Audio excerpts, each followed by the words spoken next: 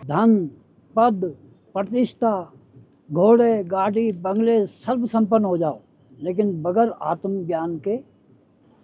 जैसे कि यहाँ और भी महापुरुष हैं, बाबा सुंदरनाथ हैं, बाबा गुदड़ी हैं, तो ये आत्मा रूप से रहते हैं। जो योगी त्याग वृत्ति में रहते हैं, ईश्वर भरोसे रहते हैं, तो उन पे वो कृपा करते हैं। जो पुराने संत हैं, हमारे बड़े बुजुर्ग संत हैं, तो वो संत पे फिर दया सहायता करते हैं उसके योग में, उसकी साधना में, तो संत उसकी सहायता करते। मैं सेवक सुत नारी, सकल संपदा नाथ तुम्हारी। ईश्वर को संसार में जो गृहस्थ भी अगर ऐसा मान के चले, तो उसका घर में जो है सुख है, शांति है।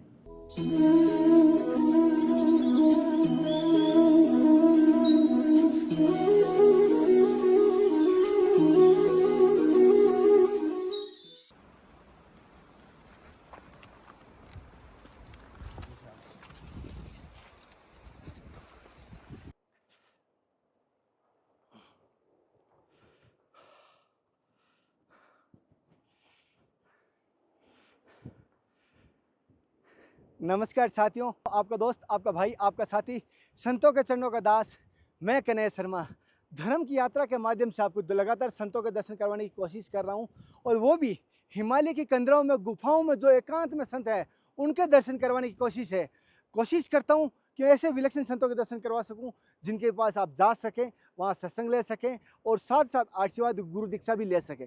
ऐसे संतों के पास जा रहे हैं। आज मैं एक ऐसे संत के पास जा रहा हूँ जिनकी उम्र 16 साल से और आज 86 या 90 साल के हो गए, बद्रीनाथ में उस उम्र में आए। उनके जीवन का अनुभव और जीवन की अद्भुत सत्संग रहेगी। और उनकी गुरुजी की महिमा अगर बात करें, उनके गुरुजी पाकिस्तान में उनकी समाधि है, और ये भी मैंने सुना है, तो अद्भुत समाधि है कि पाकिस्तान की सरकार भी उनके गुरुजी की समाधि के आगे नतमस्तक है। तो ऐसे संतों के दर्शन करने के लिए मैं विचार रहा हूँ। आप भी हमारे साथ आइए इन हिमालय की कंदरों में, जैसे आप देख पा रहे हो, और आगे में कितना पहाड़ ऊपर है, और वहाँ पर वो झंडी दिखाई दे रही है आपको, वहाँ पे हमें चलना है। वो झंडी दिखाई दे रही है, वहाँ हमें चलना है। ऐसा देखो, ऐसा चल के अब सीधा तो चढ़ाई होगी नहीं, सीधा चढ़ाई तो हो नहीं सकती, तो ऐसा जाके जा रहे हैं। तो रास्ते का, सफर का आनंद भी आप लीजिए।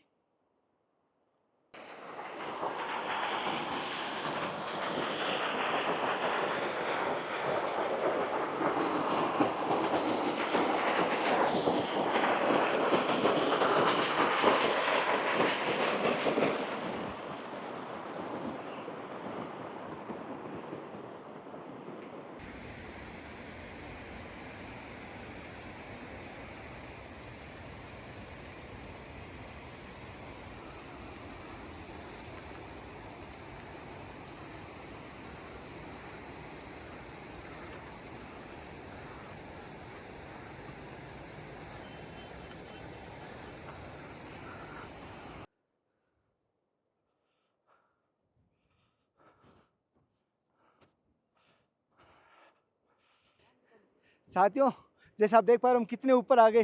ये देखिए, अगर बाई चांस गलती से राम जी करे ही नहीं, कहीं गलती हो जाती है चलने में, पैर में, फिर तो संतों के चरणों में जाएंगे, गुरु के चरणों में, हरि के चरणों में सीधा जाएंगे। तो संघर्ष के साथ इस कठिन यात्रा में आप मुझे आशीर्वाद दीजिए, धर्म की यात्रा में सपोर्ट कीजिए कि मैं आपको लगातार दर्शन करवा सकूं। पहाड़ की चढ़ाई करनी है, ऊपर आपको दिखाई दे रही है एकदम ध्वजा ध्वजा दिखाई दे रही है। इतनी चढ़ाई करनी है, घूम घूम के चढ़ाई करनी है। चढ़ाई भी कर रहे हैं और संतों की तलाश भी कर रहे हैं। दिव्य संत के दर्शन की कोशिश रहेगी, बड़े विलास कर। ये संघर्ष के साथ करवाता हूँ, कैसे लग रहे कमेंट करना।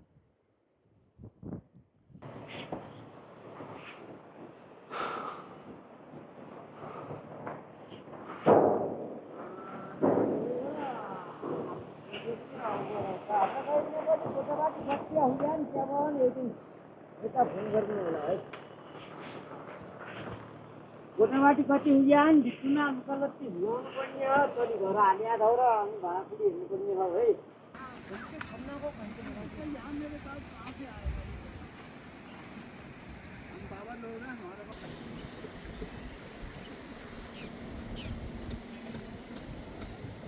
ये तो हमारे फाउंडर हैं। अच्छा, प्रथम गुरु, प्रथम गुरु। ये द्वितीय गुरु नगरी निवासी भगवान, और ये हमारे शिक्षा दीक्षा गुरु, अच्छा, देश गुरु सब यही है। अच्छा अच्छा। और बैठो ये यहीं बैठ जाओ। और ये महाराज जी आपने पहले से बनी हुई थी या आपने ये ये संतों की बनी हुई है पहले बहुत से। प्राचीन है। हाँ, हमने नहीं बताई, हमने कहाँ से, हम तो अभी आए हैं इसमें। अच्छा, ये बहुत प्राचीन कुटिया है। हाँ, जैसा आप बहुत देख पा रहे पुरानी हैं, कुटिया है। बहुत पुरानी कुटिया झूठ है। हम नहीं बोलेंगे कि हम गुरु के लाल हैं, सन्यासी हैं। सही बात जो है वो बताएंगे। लेकिन बदरीपुरी में हमें 35-36 साल हो गया। अच्छा, ये देखना, ये महाराज जी के जैसे ये दादा गुरु परम दयाल जी महाराज। महाराज जी, पहले तो मेरी तरफ से, समस्त भक्तों की तरफ से आपके चरणों में साक्षात दंडवत प्रणाम। आनंद में रहिए, सुखी रहिए। गुरु जी, जैसे कि बद्रीनाथ आते हैं तो उससे पहले कहीं ना कहीं एक संजोग होता है, किसी न किसी घटना की वजह से बद्रीनाथ पहुंच पाते हैं। आप सबसे पहले बद्रीनाथ कब पहुंचे, क्या ऐसी घटना घटी? हम सबसे पहले तो एक बार पहले बचपन में आए हैं, 16-17 साल की उम्र में, और पैदल ही आए थे। पैदल? हाँ, और फिर जब हमारे पास पैसे वैसे थे तो सब खत्म हो गए। पैसे ख़त्म हो गए तो फिर बाबाओं के साथ रोटी मांग मांग के खाते रहे। खा के फिर वापस गए। वापस जाने के बाद तो हमने देखा कि भाग्य में वैराग्य लिखा था। तो फिर अपने संतों के साथ करने लगे, तो धीरे धीरे धीरे अपने संती बन गए। अच्छा, गुरुस्थान कहाँ पर है, गुरुद्वारा? हमारा मुख्य गुरुद्वारा है नंगली दरबार। अच्छा, हाँ। और परम सदैव गुरु जी का नाम? हमारे गुरु जी का नाम श्री श्री श्री 108 गुरु भक्तानंद जी महाराज। अच्छा, और गुरु जी का और सभी संतों का दिया हुआ आपका शुभ नाम महाराज जी? मेरा भक्ति प्रेमानंद पुरी। अच्छा। हाँ। महाराज जी, जैसे यहाँ आने के बाद क्या अनुभव रहा इस बद्रीनाथ धाम का, इस पहाड़ के कंदरों में आप बैठे हो, झरनों के इसमें ये है कि ये तपोभूमि भी है, युद्ध भूमि भी है, ये दोनों हैं। और इसमें इस भूमि का स्पर्श करते ही शरीर के सारे विकार, मोह, लोभ सब छूट जाता है। अच्छा। अपने से प्रभु इच्छा के से जो आ जाता है उसको सम्मान के साथ ले लेते हैं, फिर उसका सदप्रयोग होता है। और जो है कि इस भूमि की ये महिमा है, या निर्मोही हो जाता है। अब नीचे जाते हैं, ये करना, वो करना, वो करना, ये काम करवाना, यहाँ कुछ नहीं करना, ईश्वर का चिंतन करना बस। अच्छा। हाँ। महाराज जी से एक चीज पूछा था, जैसे हाँ। किसी भगत ने मुझे पूछा था, हाँ। आध्यात्मिक पथ पर चलने का सच्चा और सही महत्वपूर्ण बात क्या है, कौन सा मार्ग है आध्यात्मिक मार्ग पर चलने के लिए? आध्यात्मिक में चलने का ये है, भगवान ने गीता में कहा है कि संसार में सब में तो मुझको देखो, हैं, और ना मैं कंदराओं में जाने वाले का हूँ, ना मैं ज़्यादा खाने वाले का हूँ, ना ज़्यादा मैं बोलने वाले का हूँ। जो समाज में रहते हुए सब में मुझको देखे और अपने को ब्रह्मनिष्ठ रखते हुए अपने मर्यादा में रहे और सब में सम्मान भाव से रहे, तो वो योगी मुझे अति प्रिय है। अच्छा, मतलब समभाव में रहना जरूरी है। समाज में रहते हुए भी, गृहस्थ में रहते हुए भी। महाराज जी, जैसे एक देखा नहीं जाता है कि संत बनते हैं संतोष के लिए, लेकिन आज के टाइम में मैं देख नहीं पा रहा हूँ, बहुत कम ऐसे संत मिलते हैं, आप दुर्लभ है कि संतोष पाया हूँ, और बहुत संतों में देखा हूँ संतोष धन नहीं मिलता। क्यों ऐसा हुआ आज? ये ऐसा होता है जैसे एक खूंटा है, गुरु के ऊपर डिपेंड होता है। ये जिसके गुरु समर्थवान होते हैं तो उसके शिष्य भी वैसे ही होते हैं, गुरु का असर आ जाता है। तो ये सब सारा गुरु पे डिपेंड होता है। अब इनके गुरु हैं तो इनके गुरु समर्थवान हैं तो इनको अपने साधुशाही में है। अच्छा। कोई लोभ के लिए नहीं भटकना, किसी के लिए नहीं भटकना, गुरु कृपा से जो मिल जाता है उसे स्वीकार करना। तो महाराज जी, आंखों का इलाज कब करवाया था आपने? 6 महीना हो गया। 6 महीना? हाँ। अब आराम है? कुछ आराम है, दिखता है? हाँ। मोतिया का था क्या? है? मोतिया थी क्या? मोतिया था, मोतिया। वो हमारी लापरवाही से हो गया। वैसे हम योग करते हैं। अच्छा। और वो लापरवाही से थोड़ा हमने लापरवाही कर दी, वैसे वो भी नहीं होता, लेकिन लापरवाही से हो गया। जैसे गुरुजी एक होते कहते हैं संतुष्टि आत्मा की, हाँ। आत्मा की शांति कैसे प्राप्त हो सकती है? क्या करें कि आत्मा को शांति और संतुष्टि मिले? आत्मा को संसार में तुम धन, पद, प्रतिष्ठा, घोड़े, गाड़ी, बंगले सर्व संपन्न हो जाओ, लेकिन बगैर आत्मज्ञान के शांति नहीं मिलेगी पूरे संसार को। अच्छा, कितने जोड़ दो वो हवस बढ़ती जाएगी। और कह दिया ना, पद प्रतिष्ठा, कितना ही पद, बड़ा पद मिल गया आपको, प्रधानमंत्री का मिल जाए, उससे भी और बड़ा मिल जाए, लेकिन बगैर आत्मज्ञान के। जैसे गुरुजी आपने कहा बगैर आत्मज्ञान के शांति प्राप्त नहीं होगी, लेकिन वो आत्मज्ञान कैसे प्राप्त होगा गुरुजी? वो सच्चे गुरु से ही होगा, और सच्चे गुरु ही उस ज्ञान को प्राप्त कराएंगे, ईश्वर के बारे बताएंगे, ईश्वर कहाँ है, कहाँ रहता है, कैसे उसका स्मरण करना है, और कैसे उसको समझना है, और कहाँ है। तुम और जैसे गुरु परमार्थी गुरु जो होते हैं, जो परमार्थ के लिए अवतार हो लेते हैं संसार में जन कल्याण के लिए, और वो बोलते हैं अरे ये सृष्टि हमारी तो है, ये प्राणी अज्ञान के बस भटक रहा है। तो सबसे पहले हर इंसान का कर्तव्य क्या है कि ईश्वर को याद करे। ईश्वर को सब भूले बैठे हैं, क्योंकि वो काल का पर्दा है। काल के पर्दे से आदमी भूला हुआ है, वो माया हाय लोभ हर ये है। इसने 4 गाड़ी बनाई तो मैं 10 बना लूँगा, इसने इतनी बड़ी बिल्डिंग बनाई तो मैं इससे और डबल बनाऊँगा। तो वो कंपटीशन चल रहा है, तो इसलिए दुनिया दुखी है। और गुरु जैसे बोला ना आपने, सदगुरु के मिलने के बाद ये सब कुछ होगा, हाँ। लेकिन सच्चे गुरु की या सदगुरु की क्या पहचान रहती है, क्या लक्षण रहते हैं, कैसे हम जांच सकते हैं कि हमारी ये सदगुरु मिल गई? थोड़ा सा। वो आपके जैसे संस्कार होंगे उसी तरीके से आपको गुरु मिलेंगे।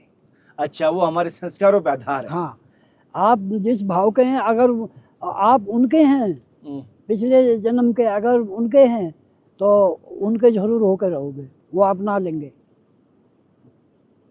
अब जैसे हम गए थे पहली बार अपने गुरुजी से मिले, तो हमारे साथ एक ब्राह्मण बालक भी था और एक साधु भी थे। अब वो दोनों आगे थे और हम पीछे थे। अब पहली बार जा रहे थे संतों के पास में, तो उन्होंने प्रणाम किया, हमने प्रणाम किया। तो वो बोले आपका हमारा पिछले जन्म का कोई संबंध है? तो हमने कहा होगा, संत कह रहे हैं, होगा वही। तो ये पहचान होती है, संत बता देते हैं। जैसे गुरु जी कहते हैं कोई ध्यान लगाना, कोई कहता है प्रार्थना करना, दोनों में क्या अंतर है और इसका जीवन में हमारे क्या महत्व रहता है, क्या मतलब रहता है? मतलब ये रहता है कि भगवान ने बोला ये आडंबर से मेरी सबसे बढ़िया मानसिक पूजा है, मानता हूँ। सब पूजाओं से बड़ी मानसिक पूजा है। मानसिक पूजा, मन से जो मेरा चिंतन करता है, मन से जो मुझे मानता है, नहीं वो जुटाना ये सब आडंबर नहीं करता, और मन से मुझे मानता है, तो वो पूजा मुझे अति प्रिय है। अच्छा गुरुजी, एक चीज पूछ रहा था, जैसे इस स्थान के बारे में पूछूं, जैसे आप यहाँ पर रहते हो, रात को भी रहते हो, सुबह भी, कभी ऐसा अलौकिक दिव्य ज्योति के स्वरूप में कभी यहाँ से दर्शन हुए, कभी ऐसा? ये होते हैं, लेकिन हर समय नहीं होते हैं। इसका कभी ऐसी जीवन की सत्य घटना बताऊं जो चमत्कारी हुई ऐसी? चमत्कारी तो हम उधर पहले गुफा में थे पहली बार। हाँ। तो हम रात को 2 बजे लघु संख्या करने के लिए बाहर आए, तो सामने एक दीवार थी, ऐसी बहुत लंबी पक्की दीवार थी, ये तो कच्ची दीवार है। तो उसमें एक सोने का हिरण सा एकदम चमक रहा, रात के 2 बजे के टाइम अंधेरे में चमक रहा, और वो दीवार के ऐसे ऐसे भगा। फिर जैसे कि यहाँ और भी महापुरुष हैं, बाबा सुंदरनाथ हैं, बाबा गुदड़ी हैं, तो ये आत्मा रूप से रहते हैं। जो योगी त्याग वृत्ति में रहते हैं, ईश्वर भरोसे रहते हैं, तो उन पे वो कृपा करते हैं।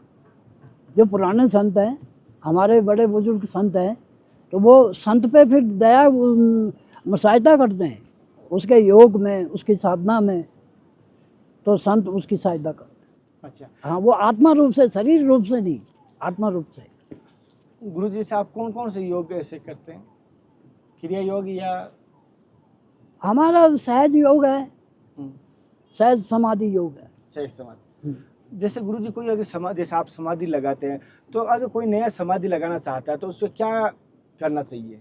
समाधि के मार्ग पे आना चाहता है तो? समाधि तो वो जब तुम ध्यान करते करते करते करते करते अगर आपका समाधि तो 2 मिनट का भी होता है, कई महीनों का भी होता है, कई सालों का भी हो जाता है, 6 महीने का भी हो जाता है, और 1 मिनट का भी समाधि हो जाता है।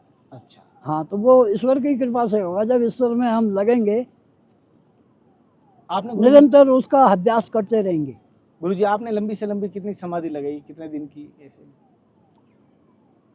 समाधि तो अभी जब हम समाज में हैं तो इतनी समाधि लगेगी ही नहीं, क्योंकि हमें अभी गुरु ने कार्य सौंपा है समाज का, तो इसलिए हम जो है अभी इतनी समाधि नहीं होती। अच्छा, और जैसे गुरुजी आपकी शरीर घंटा 2 घंटा 24 घंटे की भी हो सकती है, अच्छा, वो जितनी मतलब जितनी कर लो समाधि को। और गुरुजी जैसे शरीर की एक उम्र बार उसका अभ्यास ज्ञान होने से फिर कितनी लगा दो, लेकिन वो कुछ गुरु के आदेश से चलना पड़ता है। गुरु का आदेश है। हाँ, गुरु से आदेश। और गुरुजी आपके शरीर की उम्र क्या होगी? मेरी शरीर की उम्र है करीब 86 वर्ष। 86 वर्ष, 86 86 हो गए ना? हाँ, तो महाराज 86 उम्र में, जैसे भी मैं कल भी देखा था, आज भी आप ऊपर पहाड़ पे आ रहे थे, तो इतना कैसे बिना रुकावट के? वो ऐसा है कि हमारा गुरु, सबसे पहले तो गुरु कृपा है, उसके बाद फिर हमारा अभ्यास है, जो है कि जब तब संयम करे अनेक, और गुरु बिन कभू न हो विवेक। अगर हम कितना जब तब कर लें बगैर गुरु के, तो वो उसमें हम कामयाबी नहीं हो मिल सकती। और गुरु की कृपा है तो हमें वो सब, कहीं भी जाएंगे तो वो हमारा सब सक्सेस है। जैसे गुरुजी आपने भी गुरुजी को प्रसन्न करना किया होगा, हम भी इच्छा रखते हैं गुरुजी को प्रसन्न करें, हाँ। तो गुरुजी को कैसे प्रसन्न किया जा सकता है? गुरुजी की कैसे कृपा प्राप्त हो जाएगी, ये मार्गदर्शन करें। गुरु की कृपा ऐसे प्राप्त होती है, गुरु आज्ञा में रहना, गुरु के वचनों का पालन करना, उनके वचनों का पालन करना, उनकी सेवा में रहना जो हो सके, तो यही चीज़ है। सबसे अच्छा। मुख्य बात है वचनों का पालन करना और गुरु सेवा। और गुरुजी जैसे हमारे जैसे तुच्छ प्राणियों का जीवन का क्या उद्देश्य होना चाहिए? आपका देखो, गृहस्थ ऐसा है, आज हर प्राणी सांसारिक जीवन जी रहा है। गृहस्थ किसको कहते हैं? गृहस्थ उसे कहते हैं जो घर के मुखिया के आज्ञा का पालन हो रहा है, उसकी उसकी आज्ञा का पालन, उसके कहने पे हर घर का सदस्य है, और घर के सदस्य सभी प्रेम भाव से रहते हैं, अतिथि का सत्कार है। संत हो, अतिथि हो, कोई भी हो, सबका सत्कार घर में होना चाहिए। और मुखिया का, घर के मुखिया का आज्ञा का पालन होना चाहिए, वो जो कहें वही करना चाहिए। तब तो वो गृहस्थ है, ना तो वो सांसारिक जीवन है। हर इंसान सांसारिक जीवन जी रहा है ज़्यादातर, बहुत कम ऐसे होंगे जो जिन पे गुरु कृपा होती है, भगवान गुरु की कृपा होती है, तो वही थोड़ा परिवार सही संपन्न है।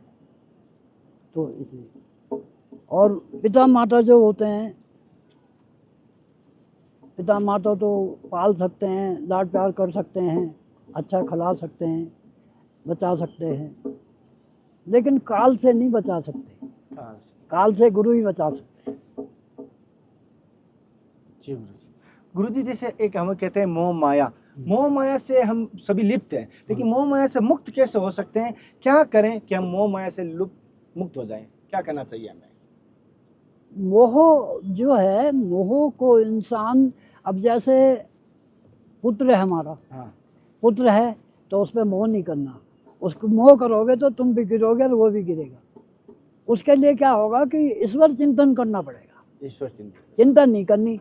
अब तुम मोह से उसका कुछ भला नहीं कर सकते। अगर मोह करोगे तो खाली उस पर लट्टू हो जाओगे और ईश्वर का चिंतन भूल जाओगे। इसलिए ईश्वर तेरा है। ये मैं सेवक सुत नारी, सकल संपदा नाथ तुम्हारी। ईश्वर को संसार में जो गृहस्थ भी अगर ऐसा मान के चले तो उसका घर में जो है सुख है, शांति है। अच्छा। जहाँ सुमति जहाँ संपत्ति नाना, जहाँ कुंपति तहाँ विपत्ति विपत्ति है। एक का मुंह इधर, एक का इधर, एक का इधर, और लड़ाई झगड़ा करे, है कि नहीं? यह है सत्य वचन। हाँ, तो ये चीज़ है। अच्छा गुरु जी, जैसे आपके पास बहुत सारे भगत आते हैं, बहुत सारे संत आते हैं, बहुत सारे शिष्य भी आते हैं, तो आप क्या मार्ग बताते हैं उनके जीवन के कल्याण के लिए? यही बताते हैं, आत्मज्ञान के बगैर तुम कमाओ और संसार में रहो। जब संसार में हो तो अपनी मेहनत ईमानदारी का कमाओ और उसको भगवान को अर्पण करके प्रसाद पाओ, तो वो प्रसाद बन जाता है गुरु को, गुरु का नाम लेके। ईश्वर तेरा है सब, तो वो ऐसे ही सुमति संस्कार बनते जाते हैं। अच्छा, और महाराज जी, जैसे भोजन प्रसाद की कैसे व्यवस्था होती है यहाँ पर? भोजन में फलाहार पाता हूँ। अच्छा, और अन्न वगैरह तो देता नहीं, दूध ले लेता हूँ, या कोई फल आ गया तो फल वाल ले लेता हूँ। नहीं तो अपना भूख लग गई तो आलू ही थोड़ा उबाल लिए वो। अच्छा, और ये कोई भगत जुड़े हुए हैं या किस प्रकार होता है ये? भगत तो हैं भी, और सबसे बड़ी बात हम गुरु कृपा मानते हैं। जब गुरु कृपा है तो भगत भी आएंगे, भगत भी, और गुरु कृपा नहीं है तो कुछ नहीं। अच्छा गुरु जी, जैसे भी भक्तों को एक बात सूचना देना चाहते हैं, जैसे जानकारी भी देना चाहते हैं, जिससे हमारे समाज में भक्त ज़्यादा बढ़े और सेवा भावी बढ़े। सेवा का जीवन में क्या महत्व रहता है और संतों की सेवा करने से क्या फल होता है और सेवा किस प्रकार की जाए? संतों की सेवा ऐसी होती है, संत होना चाहिए, और संत की अगर आप सेवा करते हैं तो ईश्वर ने कहा है कि जो मेरे संत को देखता है मैं उसे देखता हूँ। जो संत को देखता है उसे मैं देखता उसे मैं देखता, भले ही संत देखे ना देखे, बोले ना बोले, आशीर्वाद दे ना दे, लेकिन उसको भगवान का आशीर्वाद जरूर मिलता है, सच्चे साधु को। अब जैसे किसी को तुमने शराब पीने वाला साधु वेश में है या गलत काम करने वाला है, सब कर्म कर रहा है, उसको दान दे दिया तो दान लेने वाला भी डूबेगा और देने वाला भी।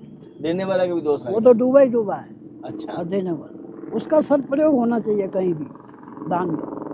सही जगह पात्रता के अनुसार। हाँ।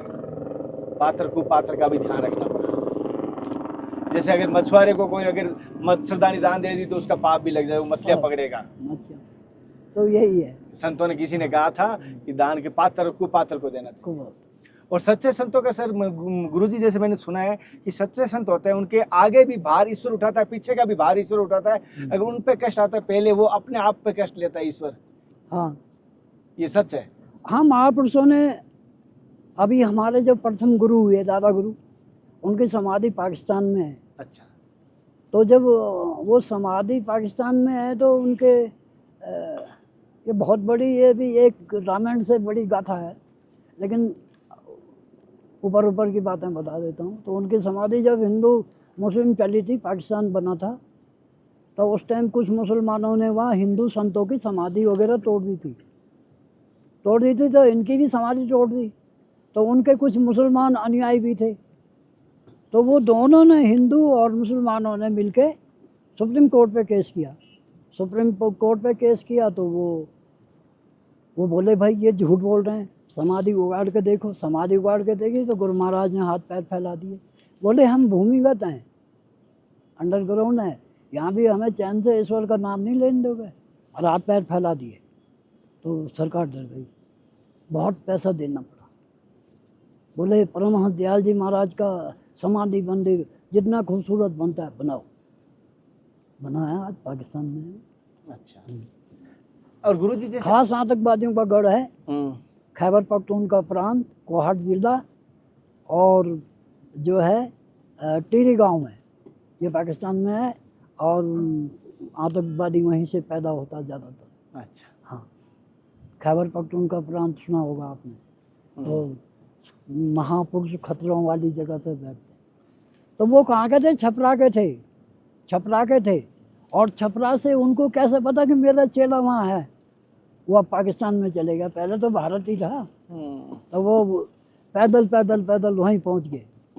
तो उनके शिष्य जो हैं वहाँ के टिहरी गांव के, वो अपने शिष्य की जन्मभूमि पे उनकी समाधि है, और उनकी समाधि जो है मेरठ के पास है, नंगली दरबार, कभी सुना होगा आपने? जी गुरु जी, सुना है? जी, जी। नंगली सुना है? हाँ। तो नंगली में उन्हीं की समाधि है, स्वामी स्वरूपानंद जी महाराज की। गुरुजी जैसे कि जिसने जो फल खाया वही बता सकता है कितना खट्टा है कितना मीठा है। हाँ। तो आपके जीवन का बच्चापन से इस मार्ग पे हो तो कैसा अनुभव रहा, इस मार्ग का क्या अनुभव रहा? अब जैसे अनुभव यही है कि सही है, अपने नेकता से चलो और साधु को अपना साधन भजन करना चाहिए, ज़्यादा लोभ लालच से भटकना नहीं चाहिए, सिर्फ अपने उदर पूर्ति के लिए भिक्षा करें, है ना, बस यही ज्ञान है। और संत जो है पूरे संसार के लिए, जैसे सिर्फ पूरे संसार उनका है, वो पूरे संसार के लिए चिंतन करते हैं, तो ऐसे ही साधु सन्यासी भी है उसी, क्योंकि हम उसी के अनुयायी हैं तो उसी को लेके हम लोग चलते हैं। जय हो, आनंद में रहो। गुरुजी अगर कोई एड्रेस अगर पूछे यहाँ का तो क्या बताऊँ? अगर कोई आपका नाम एड्रेस पूछना चाहे, मिलना चाहे तो मिल सकता है कोई आपसे? भंडारी बाबा से जानते हैं मुझे। फलारी बाबा के नाम से। जैसे बद्रीनाथ में पहाड़ पे गंधमाधव पर्वत पे ही रहते हैं। हाँ। और फलारी जी है, ये गंधमाधव पर्वत है, पीछे वो झरना चल रहा है और पहाड़ की एक तलेटी पे महाराज जी रहते हैं। ये गुफानुमी कुटिया बनी हुई है और यहीं पे महाराज जी रहते हैं। और ये महाराज जी की मैंने आपको एड्रेस भी दे दिया, कोई भगत मिलना चाहिए, लेकिन संसारिक ने आध्यात्मिक चर्चा के लिए है, मैं ये कहता हूँ आध्यात्मिक भक्ति के लिए महाराज जी मिलते हैं। धन्यवाद। सन्यासी। महाराज जी कोई गलती हुई है बहुत समझ के मुझे माफ कर देना, आज की सत्संग में कहीं गलती हो जाती है। कोई बात नहीं, गलती तो होती रहती है। ठीक है योगीराज जी। जी महाराज जी जटाएं तब से रखी हुई है ये जटाएं? हाँ, ये जब से ही है। कितनी लंबी होगी है? लंबी है, लेकिन अब इसको लपेट दिया, खोलता नहीं कभी। जैसे कि साथियों महाराज जी सत्संग लिए और महाराज जी अपने जीवन का अनुभव बताया और गुरु जी का महत्व बताया, किस प्रकार गुरु को प्रसन्न कर सकते हैं, किस प्रकार गृहस्थ जीवन को सफल कर सकते हैं, किस प्रकार हम मुक्ति पा सकते हैं मोह माया से, किस प्रकार हमारे जीवन का उद्देश्य होना चाहिए। बहुत सारे आध्यात्मिक सवाल भी लिए थे और माया से संबंधित भी लिए, जीवन के संबंधित। आज की सत्संग आपको कैसे लगी? अगर गुरु जी से मैं वापस भी कभी सत्संग लेना आऊँगा तो जरूर, अगर आप कोई महाराज जी से सवाल करना चाहते हो तो मुझे कमेंट करके जरूर बताना।